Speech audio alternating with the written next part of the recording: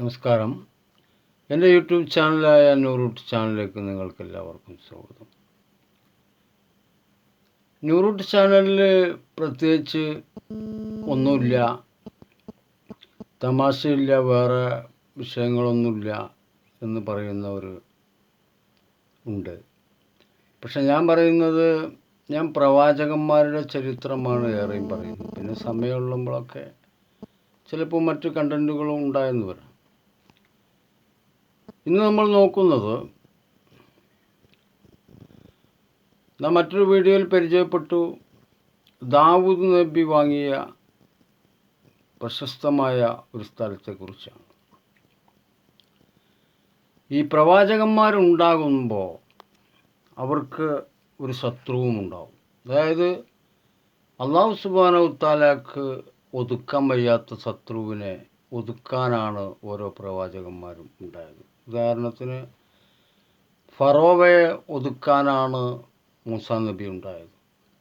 ഫറോവയുടെ ശല്യം നമുക്ക് ഭയങ്കരമായിട്ട് ഓരോ സിവിലൈസേഷനിലും അനുഭവപ്പെട്ടിട്ടുള്ളതാണ്. അപ്പോൾ ഓരോരോ പ്രവാചകന്മാർക്ക് ഓരോരോ സിവിലൈസേഷൻ ഉണ്ട് എന്ന് നമുക്കതിൽ നിന്ന് മനസ്സിലാക്കാം. അപ്പോൾ ദാവൂദ് നബി വരുന്ന കാലത്ത് ദാവൂദ് നബിക്ക് ഏറ്റുമുട്ടാനുള്ളത് ആരാണെന്ന് പറഞ്ഞാൽ നമ്രൂദാണ്. നമ്രൂദ് രാജാവ്. ഈ നമ്രൂദ് രാജാവ് എന്ന് പറഞ്ഞാൽ സാധാരണ 6 അടി ഉള്ള ഒരു മനുഷ്യന് ഒരു 12 അടി 10 അടി ഒക്കെ നീളമുള്ള മനുഷ്യനായിരുന്നു. ആരോഗ്യമാണെങ്കിൽ പറയുകയും വേണ്ട. ഇവരുടെയൊക്കെ അന്നത്തെ വയസ്സിൻ്റെ കാര്യം പറയുകയാണെങ്കിൽ 200-300 വർഷം വരെയൊക്കെ ജീവിച്ചിരുന്നു ഓരോരോ മനുഷ്യർ. അപ്പോൾ ഇവരുടെയൊക്കെ വിചാരം എന്താണെന്ന് വെച്ചാൽ ഇവർക്കൊന്നും മരണമില്ല എന്നുള്ളതാണ്. അപ്പോൾ നമുക്ക് തന്നെ തോന്നും, നമ്മളിപ്പോൾ 300 വർഷമൊക്കെ നല്ല ആരോഗ്യത്തോടെ ജീവിക്കുകയാണെങ്കിൽ നമ്മൾ വിചാരിക്കും നമുക്ക് മരണമൊന്നുമില്ല. പക്ഷേ ഇവർ വിചാരിച്ചിരുന്നത് എന്താണെന്ന് വെച്ചാൽ അവർ തന്നെയാണ് പിന്നെ അള്ളാഹു എന്നുവരെ അവർ വിചാരിച്ചിരുന്നു. കാരണം ധാരാളം പ്രജകളും ധാരാളം സമ്പത്തും സ്വർണം, വെള്ളി, വൈഡൂര്യങ്ങൾ എല്ലാമുള്ള ഓരോരോ സാമ്രാജ്യത്തിനുടമകളായിരുന്നു ഇവന്മാരൊക്കെ. പക്ഷെ ഇവർക്ക് പഴയ നിയമം എന്ന് പറഞ്ഞിട്ടൊരു നിയമം ഉണ്ടായിരുന്നു. എന്താ വെച്ചാൽ ഈ ആദം നബിക്ക് 2 മക്കളാണ് ആൺമക്കളായിട്ടുണ്ടായിരുന്നത്. ഒന്ന് ഹാബീലും ഒന്ന് റാബേലും, പിന്നെ ഒരു പെങ്ങളും. ഈ ഹാബീൽ റാബേലിനെ വധിച്ചതിന് ശേഷം പെങ്ങളെയാണ് കല്യാണം കഴിക്കുന്നത് പഴയ നിയമത്തിൽ. അപ്പോൾ അപ്രകാരം കല്യാണം കഴിച്ചാൽ മതി എന്ന് നമ്രൂദ് രാജാവിൻ്റെ ഭരണകാലത്ത് അവരങ്ങനെ ഒരു പ്രശസ്തമായ നിയമമാക്കി അതിനെ പിടിക്കുകയുണ്ടായി. ഇത് മൃഗങ്ങൾ പോലും ചെയ്യാത്ത സംഭവമാണ്. അമ്മയെ മകന് വിവാഹം കഴിക്കാം എന്നതുവരെ അയാൾ കൊണ്ടുവന്നു. അയാൾക്കും ധാരാളം വിവാഹം കഴിക്കാം, അതുപോലെ പിന്നെ വേണമെങ്കിലും കുത്തുമറിയാം, എന്ത് വേണമെങ്കിലും രാജ്യത്ത് നടപ്പാക്കാം. അങ്ങനെ അക്രമശാലിയായ അയാളുമായി ഏറ്റുമുട്ടാൻ ഒരു മനുഷ്യനും ഉണ്ടായിരുന്നില്ല. അങ്ങനെയാണ് ഈ ദാവൂദ് നബി ഉണ്ടാവുക. അങ്ങനെ ദാവൂദ് നബിയുടെ കയ്യാലാണ് നമ്രൂദ് സാമ്രാജ്യം നശിച്ചു പോകുന്നത്. അതിനൊക്കെ ശേഷമാണ് നമുക്ക് റോമാക്കാരുടെ കാര്യങ്ങളൊക്കെ പറയേണ്ടതുള്ളൂ. കാരണം അതിൽ ഇടയ്ക്ക് പിന്നെയും വരുന്നുണ്ട് യവനന്മാർ. യവനന്മാരെന്ന് പറഞ്ഞാൽ ഗ്രീക്കുകാരാണ്. ഗ്രീക്കുകാരുടെ ഭാഷ എന്ന് പറഞ്ഞാൽ വേറെയാണ്. അപ്പോൾ ആദ്യം ഉണ്ടായിരുന്ന ബൈബിളൊക്കെ ഗ്രീക്ക് ഭാഷയിലേക്ക് തർജ്ജമ ചെയ്യുന്നുണ്ട്, പിന്നെ വിവർത്തനം ചെയ്യുന്നുണ്ട്, അതുപോലെ തന്നെ രചനയും നടത്തുന്നുണ്ട്. അത് നമുക്ക് പിന്നീട് നോക്കാം. ഈ മേൽപ്പറയപ്പെട്ട സ്ഥലത്തായിരുന്നു നമ്രൂദിൻ്റെ വാസം. എവിടെ? ഫലസ്തീനിൽ. അങ്ങനെ ആ പ്രവിശ്യകൾ മുഴുവൻ അടക്കി ഭരിക്കുകയായിരുന്നു ഇയാൾ ചെയ്തത്. അതിനുശേഷമാണ് പിന്നെ നമുക്ക് ഇവിടെ പിന്നെ എന്താ പറയുക, മൂസാ നബിയുടെ കഥയൊക്കെ പറയേണ്ടുള്ളൂ. അതിനു മുമ്പാണ് നമ്രൂദ് വന്നുള്ളത്. നമ്രൂദ് കഴിഞ്ഞിട്ടാണ് ഫറോ വന്നിട്ടുള്ളത്. ഫറോ കഴിഞ്ഞിട്ടാണ് പിന്നെ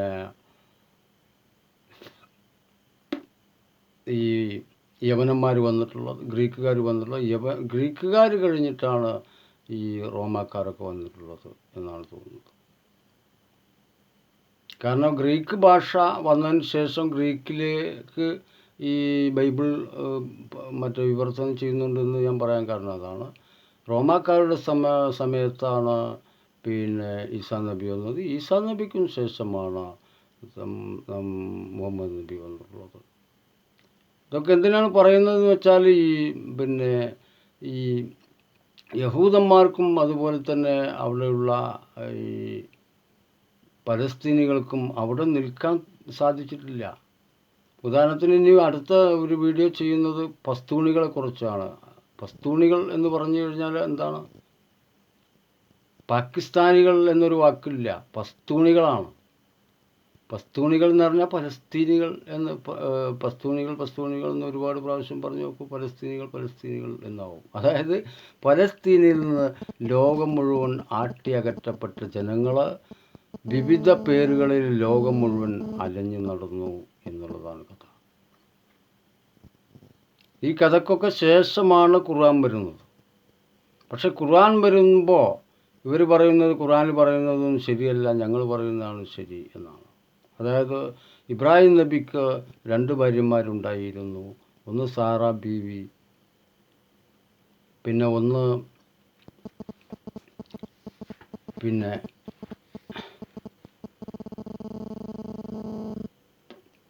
ഇസ്മായിൽ നബിയുടെ ഉമ്മയായിട്ട് വരുന്ന ഒരാളും ചേർത്തിട്ട് 2 ആളായി. ഒരാൾ പലസ്തീനിലെ ഭരണകർത്താവുകയും ചെയ്തു. ഇസ്മായിൽ നബി അറബി നാട്ടിലെ ഭരണകർത്താവുകയും ചെയ്തു. ഇബ്രാഹിം നബി വന്നതാകട്ടെ ഈ പലസ്തീനിൽ നിന്നാണ്.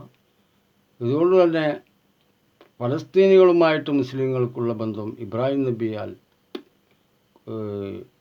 സ്ട്രോങ് ആവുകയും ഇബ്രാഹിം നബിയുടെ മരണശേഷം ഇബ്രാഹിം നബിയുടെ ഖബർ ഈ പലസ്തീനിലായി മാറുകയും ഒക്കെ ചെയ്തിട്ടുണ്ട്. അങ്ങനെ കഥ മുന്നോട്ട് പോവുകയാണ്. ഈ കഥ ഓരോ മുസ്ലിങ്ങളും അറിഞ്ഞിരിക്കേണ്ട കഥയാണ്. അല്ലാതെ അവിടെ മറ്റേ അധികാരം പറഞ്ഞിട്ട് ഇസ്രായേലികൾക്ക് പാഞ്ഞു വരാനുള്ള അധികാരമൊന്നും ഈ തൽക്കാലം ചരിത്രപരമായിട്ടോ അല്ലെങ്കിൽ മറ്റുള്ള രീതിയിലോ കാണുന്നില്ല. ഇവരവിടുന്ന് അകറ്റപ്പെട്ട ശേഷം പലസ്തീനികൾ താമസിക്കുന്ന സ്ഥലത്തേക്ക് ഇസ്രായേലിന് ഒരു ചാൻസ് കിട്ടുന്നത് 2ാം ലോക മഹായുദ്ധത്തിന് ശേഷമാണ്. അപ്പോൾ അവർക്ക് പിന്നെ സ്വന്തമായിട്ട് സ്ഥലമൊന്നുമില്ല എന്ന് പറഞ്ഞാൽ സ്വന്തമായിട്ട് സ്ഥലം കൊടുക്കുക എന്ന് റഷ്യ വരെ പറഞ്ഞിട്ട് അവർ കേട്ടിട്ടില്ല. അതുപോലെ പിന്നെ ജർമ്മൻകാരാണ് അവരെ ആക്രമിച്ചത്. ജർമ്മനിയും പറഞ്ഞു അവർക്ക് വേണമെങ്കിൽ സ്ഥലം കൊടുക്കാൻ. അവർ കേട്ടിട്ടില്ല. പിന്നെയാണ് അമേരിക്കയുടെ സഹായത്തോടു കൂടിയാണ് അവരവിടെ വന്നുള്ളത്. അതായത് ക്രിസ്ത്യാനികളുടെ സഹായത്തോടു കൂടിയിട്ട്. ഇതാണ് കഥ. അപ്പോൾ ഈ കഥയിൽ ലാസ്റ്റ് വരുന്നതാണ് ക്രിസ്ത്യാനികൾ. ഇവിടെ അവർ പറയുന്ന ഒരു ചരിത്രം കൂടി ഉണ്ട്. അത് പിന്നീട് ഞാൻ പറയാം. ഇസ്മായിൽ നബിയെ അറുക്കാൻ കൊണ്ടുപോകുന്നത് തൊട്ടിട്ട് അവർ കഥ മാറ്റി പറയുന്നുണ്ട്. അതിൻ്റെ കാരണങ്ങളും നമുക്ക് അടുത്ത വീഡിയോയിൽ വ്യക്തമാക്കാൻ സാധിക്കും. അവർ പറയുന്നത് പിന്നെ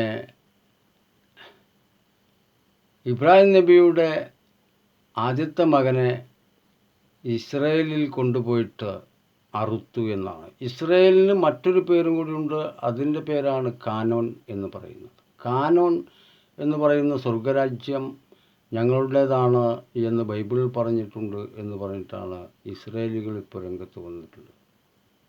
ഈ ഇസ്രായേലുകളാകട്ടെ ആകെ 1 കോടി ആളുകളെ ഉള്ളൂ. 1 കോടി ആളുകൾ തികയില്ല. പക്ഷേ അതിസമർത്ഥന്മാരായ അവർ ലോകത്ത് പല കണ്ടുപിടുത്തങ്ങളൊക്കെ നടത്തുകയും ബിസിനസ് പരമായിട്ടൊക്കെ ധാരാളം പണം സമ്പാദിക്കുകയും അങ്ങനെ ഈ ഇസ്രായേൽ വന്ന് ചേരുകയും ഇസ്രായേലിൽ അവർക്ക് 20% ആളുകളെ ഉണ്ടായിരുന്നുള്ളൂ. അതുകൊണ്ട് തന്നെ 20% സ്ഥലം ഇസ്രായേലികൾക്ക് പലസ്തീനിൽ കൊടുക്കുകയും ഉണ്ടായി. അങ്ങനെ കൊടുത്തിട്ട് അവിടുന്ന് പിന്നെ വെട്ടിപ്പിടിക്കൽ നടന്നിട്ടുണ്ട്. ഗോലാൻ കുന്നുകൾ വെട്ടിപ്പിടിച്ചു, അതുപോലെ സിനായ് മരുഭൂമി വെട്ടിപ്പിടിച്ചു, അതുപോലെ ഇപ്പോഴും അവർ വെട്ടിപ്പിടിച്ചുകൊണ്ടിരിക്കുന്നു എന്നുള്ളതാണ് യാഥാർത്ഥ്യം. അതുകൊണ്ടാണ് ഗസയിലെ യുദ്ധങ്ങളൊക്കെ ഉണ്ടാകാൻ കാരണം. അപ്പോഴും രക്ഷക്കായിട്ട് മറ്റൊരാളും കൂടി അവിടെ അവതരിച്ചു വരുന്നുണ്ട്. ആ കഥയിലേക്ക് നമുക്ക് വീണ്ടും തിരിച്ചു വരാവുന്നതാണ്. അങ്ങനെ 2-3 വീഡിയോകൾ ചെയ്യുമ്പോൾ നിങ്ങൾക്ക് കാര്യങ്ങൾ എന്താണെന്ന് മനസ്സിലാവും. ഇസ്ലാമിന് എങ്ങനെയാണ് ആ ഭാഗങ്ങളിലൊക്കെ അധികാരം കിട്ടുന്നത്, അഥവാ ഇസ്ലാമികൾ ആര് എന്ന്.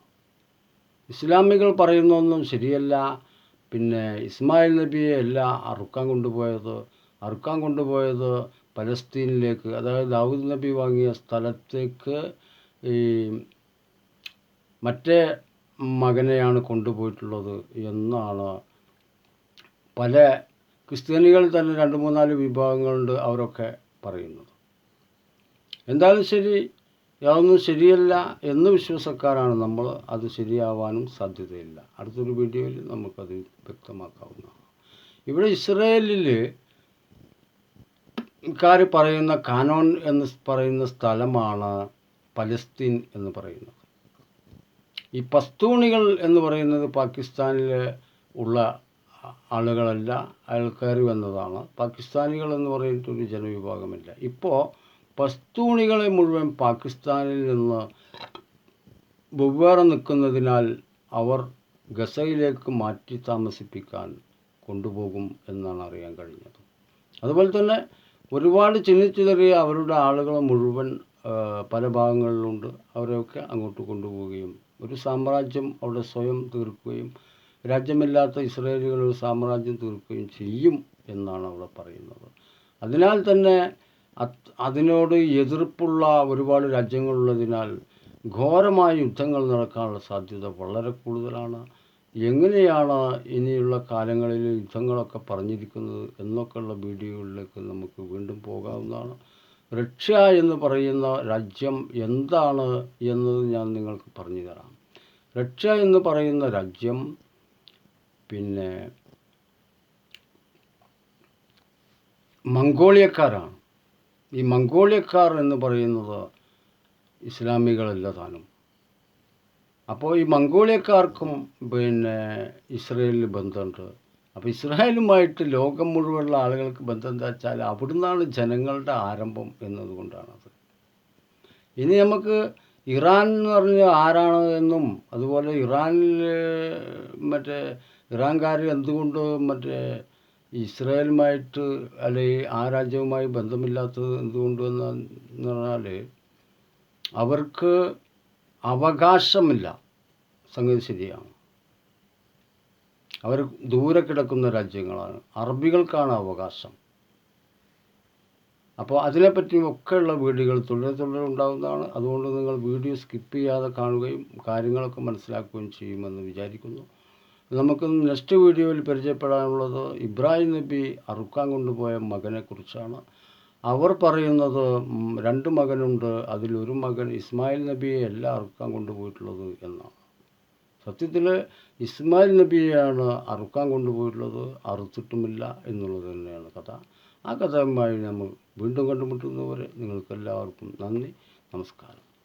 ഇതുവരെ വീഡിയോ സ്കിപ്പ് ചെയ്യാതെ കണ്ടതിനും അതുപോലെ തന്നെ ലൈക്ക് ചെയ്തതിനും ഒരുപാട് അഭിനന്ദനങ്ങൾ അറിയിച്ചുകൊള്ളുന്നു. ഇനിയും ഇതുപോലെ വീഡിയോകൾ കാണുക, സ്കിപ്പ് ചെയ്യാതെ കാണുക, അതുപോലെ തന്നെ ലൈക്ക് ചെയ്യുക, മറ്റുള്ളവർക്ക് ഷെയർ ചെയ്യുക.